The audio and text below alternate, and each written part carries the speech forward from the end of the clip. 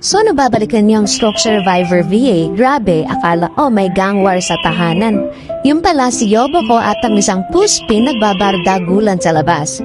As in guys, lumabas ang anak ko para lang magtingin sinong nagsisigawan sa labas. Tapos biglang nakawala yung pabebe naming pusa. Si Yobo, aba, akayain mo umakit sa bakod para habulin ng aspin. Aba, teka, sino naghamon ng showdown? Tapos biglang naghapulan as in yung Fast and the Furious pero limited edition. Buti na lang, mga besh, naabutan ni Dean si Yobo. Kundi, goodbye Yobo na talaga, goodbye investment. Pero syempre, proud ako sa anak ko, hindi siya nagpatalo. Yabang plus bilis, survival of the pinakamarites na pusa. Next time Yobo, magpaalam ka ha?